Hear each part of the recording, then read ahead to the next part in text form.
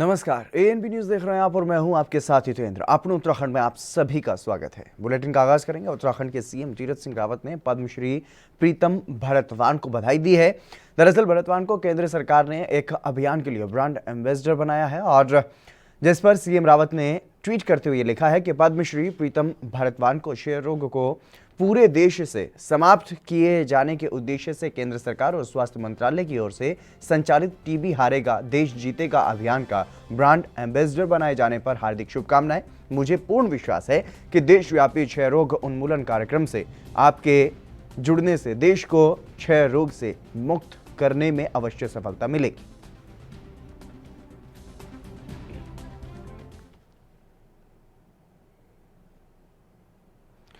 उत्तराखंड में सीएम तीरथ सिंह रावत के लिए बीजेपी विधायकों के बाद भीमताल विधानसभा क्षेत्र से निर्दलीय विधायक राम सिंह केड़ा ने भी अपनी सीट छोड़ने की पेशकश की है। उन्होंने ये कहा है कि सीएम भीमताल से चुनाव लड़ते हैं तो निश्चित रूप से इस क्षेत्र में और तेजी से विकास होगा। कैबिनेट मंत्री हरक सिंह रावत कोटद्वार और विधायक महेंद्र भट्ट अपनी बद्रीनाथ सीट सीएम के लिए छोड़ने की पेशकश पहले ही कर चुके हैं।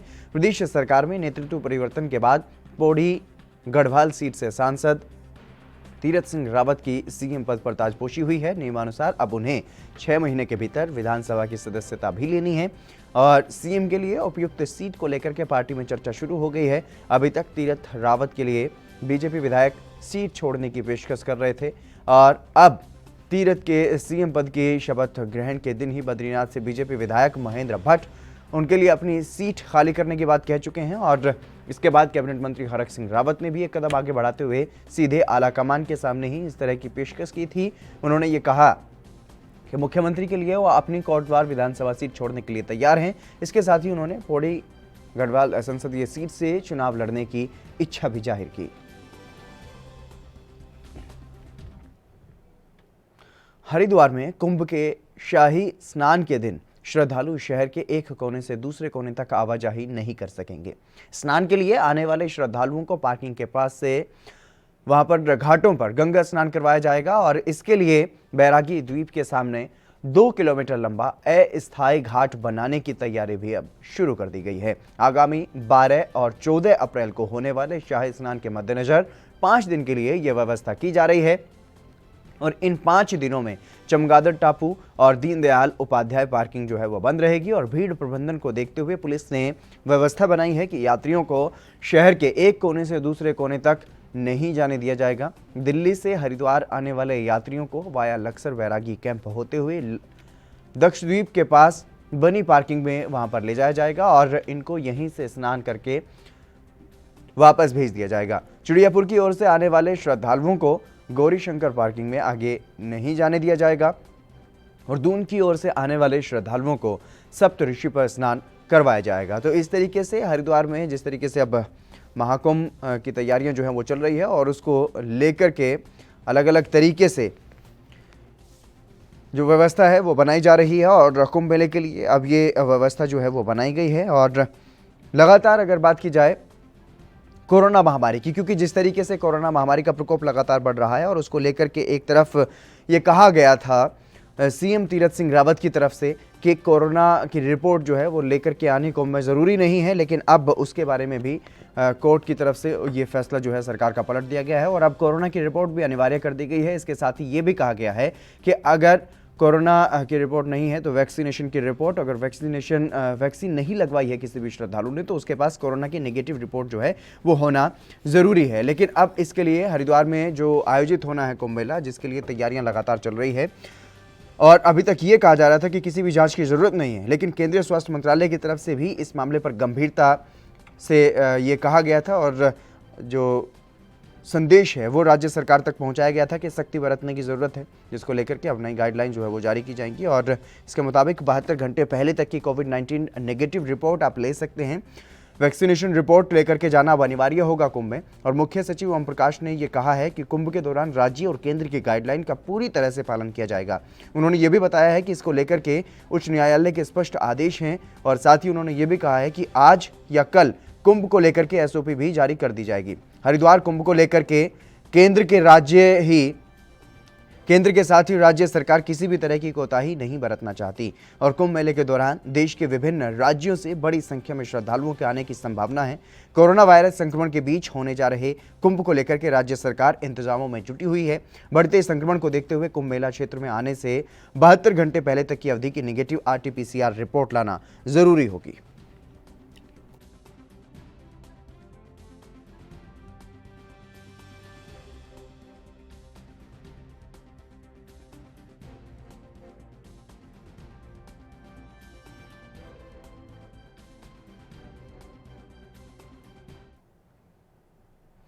एक तरफ जहां सरकार कुंभ स्नान को सफल बनाने के साथ साथ कोविड को लेकर भी प्रचार प्रसार कर रही है, वहीं स्वामी प्रखर जी महाराज द्वारा चंडी महायज्ञ का आयोजन किया जा रहा है, जिसमें 7 दिनों के अंदर कोविड-19 के संक्रमण को भारत में कम और खत्म करने की बात की जा रही है। और उनका ये दावा है कि इस महायज्ञ के बाद कोविड-19 की जो छाया है वो हमारे देश से अब दूर चली जाएगी और पिछले 1 साल से पूरा विश्व कोरोना महामारी से ग्रस्त है और इसकी रोकथाम के लिए पूरे विश्व के वैज्ञानिक वैक्सीन बनाने में लगे हुए हैं और कुछ वैक्सीन बना भी ली गई हैं।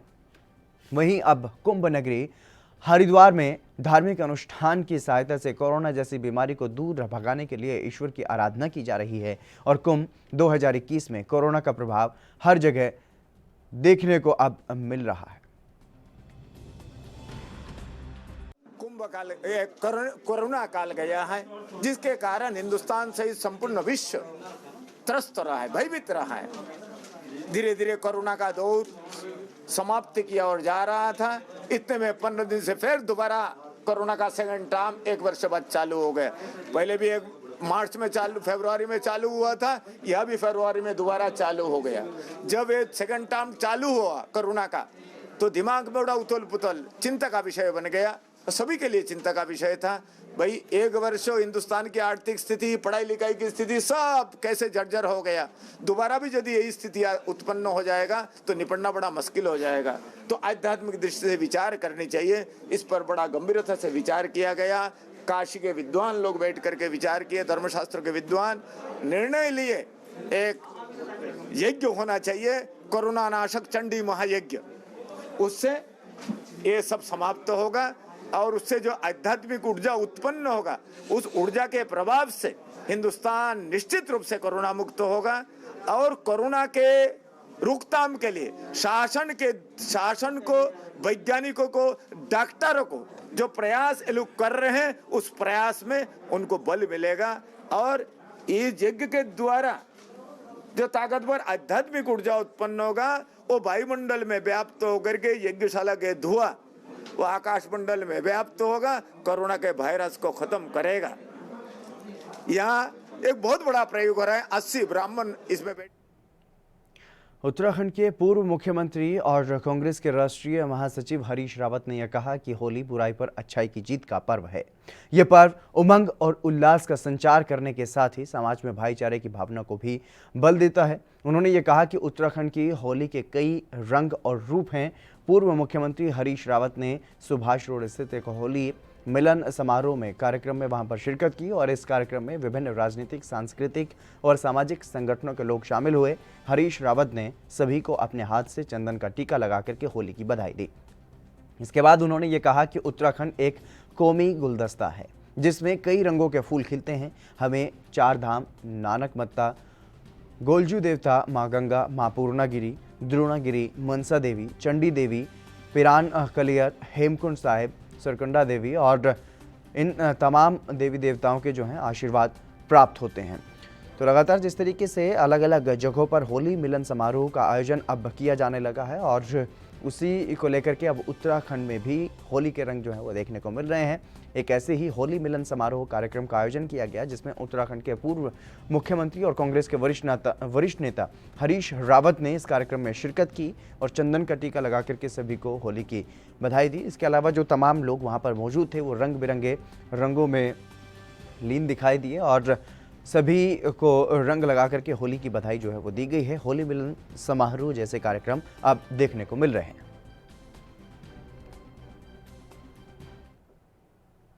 और वहीं एक बार फिर से उत्तराखंड के सीएम तीरथ सिंह रावत को कांग्रेस ने घेर लिया है। कांग्रेस नेता संजय किशोर ने यह कहा है कि मुख्यमंत्री तीरथ सिंह रावत की ओर से दिया गया बयान अशोभनीय है।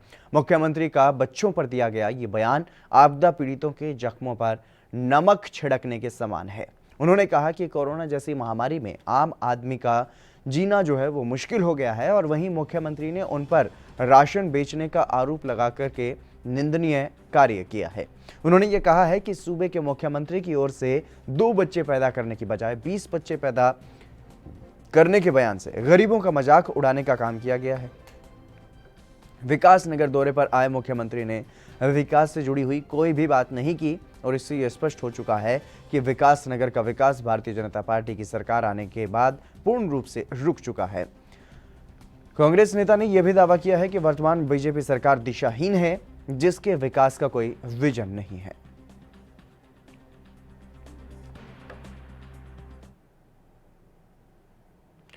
वहीं देहरादून में होली के त्योहार को देखते हुए जहां मार्केट में लगातार रौनक दिखाई दे रही है, तो दूसरी तरफ मिलावटखोरी पर लगाम लगाने के लिए खाद्य विभाग की टीम एक्शन मोड में अब दिखाई दे रही है। खाद्य विभाग की टीम कई खाद्य और पेय पदार्थों के सैंपल ले रही है, जिन्हें जांच के लिए रुद्रपुर भेजा जा रहा है। जिला खाद्य अधिकारी जीसी कंडवाल ने यह बताया है कि इस बाबत अधिकारियों को निर्देश दिए गए हैं। विभाग का ये मानना है कि इस दौरान कई मिलावटखोर अपने लाभ के लिए, अपने स्वार्थ के लिए लोगों के स्वास्थ्य के साथ खिलवाड़ करते हैं और ऐसे लोगों के लिए सख्त चेतावनी भी है और गुणवत्ता को लेकर के लगातार चेक किया जा रहा है। उन्होंने ये कहा है कि जांच रिपोर्ट के आधार पर कार्रवाई अमल में लाई जाएगी। होली के त्यौहार को मद्देनज़र रखते हुए हमने स्पेशल ड्राइव जो शुरू किया, जो 4 तारीख से स्टार्ट हो गया और इसमें जनपद के समस्त जो तहसीलें हैं वहाँ पे जो खाद्य सुरक्षा अधिकारी हैं उनकी टीम गठित की गई है और उनको निर्देश दिया गया है कि वो स्थानीय प्रशासन और पुलिस के सहयोग से बॉर्डर पे चेकिंग करें और साथ में अपने अपने अधिकारिता में जो उनके जो मार्केट हैं वहाँ पे जो भी मिष्ठान या डेयरी प्रोडक्ट या मसाले हो गया, बेसन हो गया, जो आम चीज़ें हैं जो इस त्योहारी सीज़न में जिनकी खपत बढ़ जाती है, उनके नमूने संदेह के आधार पर। चलिए फिलहाल यहाँ पर रुकेंगे एक छोटे से ब्रेक के लिए, जल्द हाजिर होंगे।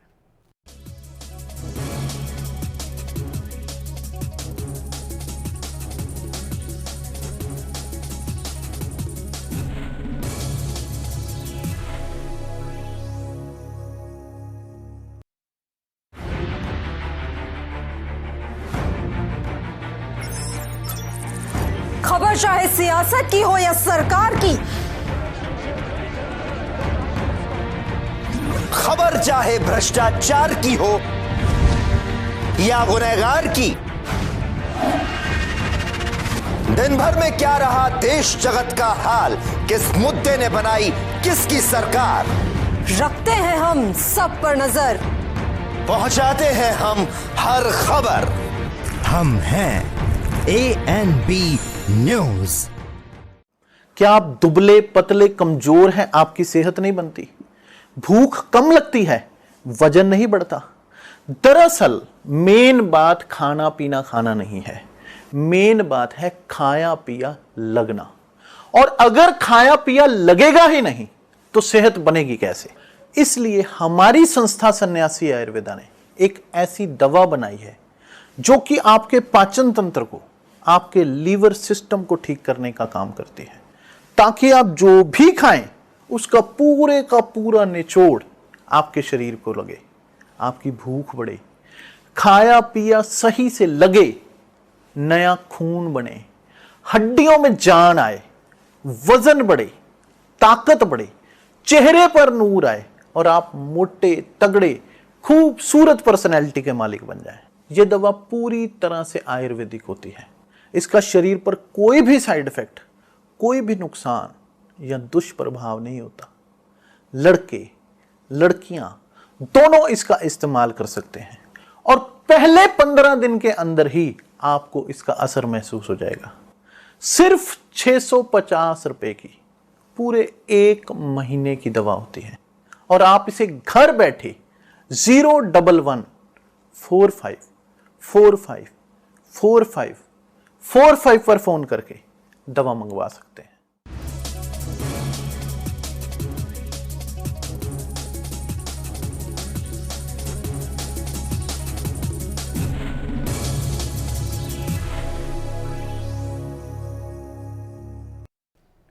ब्रेक के बाद एक बार फिर से आप सभी का स्वागत है। खबरों में आगे बढ़ेंगे। पिथौरागढ़ के चुपकोट बैंड में पहाड़ी लगातार दरक रही है और इस स्थान पर इसी महीने में 2 मार्च को भारी मात्रा में मलबा आया था और इसके चलते 3 दिन तक वाहनों की आवाजाही बंद रही थी। लोगों को पैदल आवागमन करने को मजबूर होना पड़ा था। 4 मार्च को सड़क का मलबा हटने के बाद वाहनों का संचालन शुरू हुआ था। मंगलवार को पहाड़ी से फिर से भारी मात्रा में मलबा सड़क पर आ गया और मौके पर काम कर रहे ठेकेदार प्रकाश जोशी ने यह बताया कि जिस स्थान पर मलबा आया है उसके ठीक नीचे भी सड़क है और ऐसे में मलबा डंपरों से ही दूसरे स्थान पर फेंका जाना है और अंधेरा होने के कारण शाम 7 बजे मलबा हटाने का काम बंद कर दिया गया था।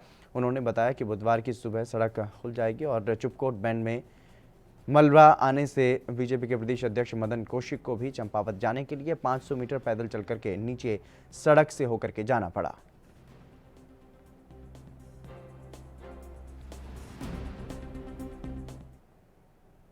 और वहीं रुड़की में ग्राम समाज की भूमि पर अवैध कब्जे को लेकर के गोविंदपुर माजिदपुर की महिलाओं ने मंगलवार को जॉइंट मजिस्ट्रेट कार्यालय के बाहर धरना प्रदर्शन किया और साथ ही एएसडीएम को ज्ञापन सौंप करके मामले में कार्रवाई की मांग की गई है। और धरने पर बैठी महिलाओं ने ये बताया है कि ग्राम समाज की भूमि पर गांव के ही कुछ लोगों ने अवैध कब्जा कर रखा है और इसकी शिकायत पहले भी की गई थी लेकिन कोई कार्रवाई नहीं की गई और आरोप लगाया गया है कि तहसीलदार और प्रशासन की टीम गांव पर पहुंची थी लेकिन बिना कब्जा हटाए वापस आ गए और अधिकारियों को कब्जा हटाने की रिपोर्ट दे दी गई।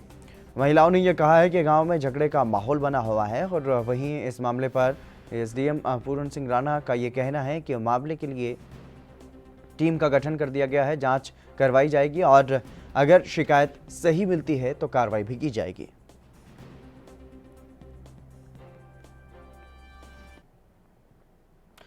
उत्तराखंड में होने वाले 2022 के विधानसभा चुनाव के लिए आम आदमी पार्टी की ओर से तैयारियां तेज कर दी गई हैं। इसी के तहत उत्तराखंड में भी अब केजरीवाल सदस्य अभियान पार्टी की तरफ से चलाया जा रहा है और करीब 45 दिन तक चलने वाले इस अभियान के तहत आम आदमी पार्टी ने लाखों सदस्य पार्टी से जुड़ने का दावा किया है। आम आदमी पार्टी के प्रदेश अध्यक्ष एसएस कलेर ने ये प्रेस वार्ता में बताया कि इस अभियान के तहत कुल 3,06,882 सदस्य बनाए गए हैं और पार्टी ने 1 लाख सदस्य जोड़ने का लक्ष्य रखा था।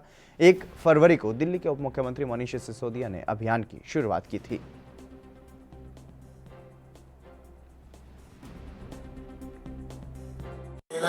अल्मोड़ा से है 26,550, बागेश्वर से है 10,898, चमोली से है 9,608, चंपावत से है 7,754, देहरादून से है 50,307, हरिद्वार से है 50,004, नैनीताल से है 27,453, पौड़ी से है 27,028, पिथौरागढ़ से है 10,220, रुद्रप्रयाग से है 6,745, टिहरी से है 45,691, शहीद उधम सिंह नगर से है 50,071। देहरादून में हाउस टैक्स जमा न करने वालों पर अब नगर निगम ने अपना शिकंजा कसना शुरू कर दिया है। आपको बताते चलें कि नगर निगम ने हाउस टैक्स जमा करने की आखिरी तारीख 25 मार्च रखी थी, जिसका अब मात्र 1 दिन बाकी बचा है, लेकिन अभी भी हजारों की तादाद में ऐसे बकायेदार बाकी हैं जिन्होंने अभी तक अपना टैक्स जमा नहीं करवाया। उनको चेतावनी देते हुए नगर आयुक्त विनय शंकर पांडे ने यह कहा है कि जो बकायेदार हैं वो जल्द अपना टैक्स जमा करवाएं, वरना निगम ऐसे बड़े बकायेदारों को जल्द ही नोटिस जारी करेगा। देखिए, जो भी बड़े बकायेदार हैं उनको सबको अब फाइनल नोटिस इस आशय की भेजी जा रही है कि यदि आप निर्धारित समय में नहीं जमा करेंगे तो जो भी नगर निगम अधिनियम के अंतर्गत प्रावधान है उसके तहत उनके विरुद्ध वैधानिक कार्रवाई की जाएगी। तो लेट अस वेट उनका क्या रिएक्शन आता है। पहले बीजेपी के प्रदेश अध्यक्ष मदन कौशिक को गार्ड ऑफ ऑनर और अब प्रदेश भाजपा की सह प्रभारी रेखा वर्मा को हेलीकॉप्टर की सुविधा देने पर कांग्रेस ने तीखे सवाल उठाए हैं। प्रदेश कांग्रेस अध्यक्ष प्रीतम सिंह ने यह कहा है कि सत्तारूढ़ दल सरकारी पैसे का जमकर दुरुपयोग कर रहा है और कांग्रेस को इन दिनों बीजेपी पर हमले बोलने का अच्छा खासा मौका मिला हुआ है। बीजेपी प्रदेश अध्यक्ष मदन कौशिक को बीते रोज बागेश्वर में जिला प्रशासन की ओर से गार्ड ऑफ ऑनर दिया गया था, जिस पर कांग्रेस ने तीखे सवाल दागे और प्रदेश कांग्रेस अध्यक्ष प्रीतम सिंह ने यह कहा है कि कौशिक कैबिनेट मंत्री रह चुके हैं, क्या उन्हें मालूम नहीं था कि वो अब मंत्री नहीं हैं? बीजेपी और उसके नेता सत्ता के मद में चूर हो चुके हैं। उन्होंने यह कहा है कि अब बीजेपी के प्रदेश सह प्रभारी रेखा वर्मा के बारे में सरकारी हेलीकॉप्टर सेवा के दुरुपयोग की जानकारी सामने आ रही है। यह आश्चर्यजनक है।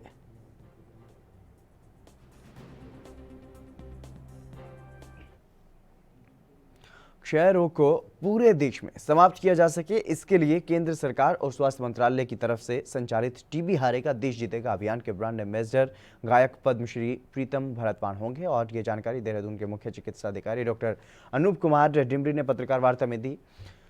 चंदननगर स्थित स्वास्थ्य विभाग के संभागीय प्रशिक्षण केंद्र में क्षय रोग उन्मूलन को लेकर के आयोजित कार्यशाला में गढ़वाल मंडल की चिकित्सा स्वास्थ्य और परिवार कल्याण निदेशक डॉक्टर भारती राणा ने यह कहा है कि क्षय रोग को पूरे देश से समाप्त किया जा सके, इसके लिए साल 2025 तक क्षय रोग उन्मूलन कार्यक्रम चलाया जा रहा है और इसमें चिकित्सा विशेषज्ञों के अलावा जन सहभागिता भी जरूरी है। हम कई दिनों से कार्यक्रम कर रहे हैं। अभी पिछले दिवस हमने विभिन्न धर्म गुरुओं को, क्योंकि मेरा ये मानना है कि समाज में धर्म गुरुओं का अपना बहुत सर्वोच्च स्थान होता है। उनकी कही भी बात को उस धर्म वाला अनुयायी उसका जो है पत्थर की लकीर मानता है, तो उनके माध्यम से भी हमने जो है ये बात कहलवाई है। और आज हमने आदरणीय श्री प्रीतम भरतवाण जी जो कि लोक गायक हैं और मुख्य प्रशासनिक अधिकारी और वरिष्ठ प्रशासनिक अधिकारियों को तहसीलदार नायब तहसीलदार के कार्य सौंपने के विरोध में कार्मिकों ने 2 दिन का काम का बहिष्कार किया और उत्तराखंड लेखपाल संघ के बैनर के तले तहसील में कार्मिकों ने सोमवार को और मंगलवार को 2 दिन का काम बहिष्कार किया। और संघ के जिला सचिव मनोज मिश्रा ने यह बताया कि बीती 9 फरवरी को तहसीलों में कार्यरत मुख्य प्रशासनिक अधिकारियों वरिष्ठ प्रशासनिक अधिकारियों को तहसीलदार और नायब तहसीलदार की अनुपस्थिति में केवल नित्य कार्य संपादित करने के आदेश पारित किए गए थे। जो सीनियरिटी के आधार पर प्रमोशन किए जाए वो हमारी सीनियरिटी को दरकिनार करते हुए जो प्रशासनिक अधिकारी हैं उनको तहसीलदार और नायब तहसीलदार लेवल पे प्रमोट कर रहे हैं, जिससे हमारी सीनियरिटी प्रभावित हो रही है। हम आज 2 दिन के कार्य बहिष्कार पे हैं केवल इसी बात के लिए है कि सीनियरिटी को उसमें रखते हुए ध्यान में रखते हुए प्रमोशन किया जाए। उत्तराखंड लेखपाल संघ का जो है 2 दिवसीय आज से जो है उनका कार्य बहिष्कार है। वो अपनी कुछ मांगों को लेकर के बैठे हुए हैं जो कि प्रदेश स्तरीय है।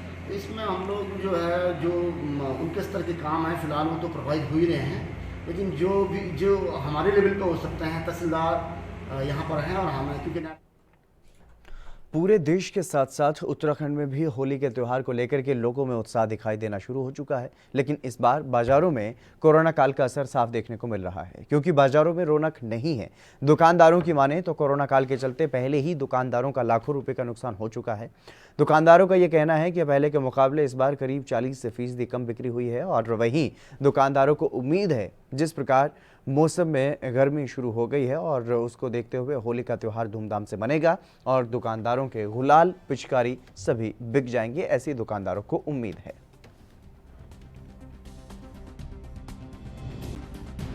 हम चंदन से होली मनाई जाए, जो ठाकुर जी भगवान श्री कृष्ण जी मनाते हैं उससे मनाई जाए, ना कोई गंदा गुलाल ना कुछ ऐसा कुछ, कोई गिल्ला रंग नहीं, कोई गिल्ले रंगों की सेल बिल्कुल डाउन हो गई है।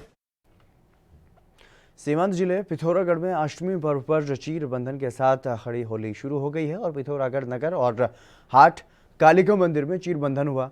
होलियारों ने खड़ी होली का गायन किया। पिथौरागढ़ नगर के पुराना बाजार में होली कमेटी के तत्वाधान में चीर बंधन किया गया और मेल वृक्ष के रूप में चीर बंधन के बाद मां महाकाली की विधि विधान से पूजा अर्चना भी की गई।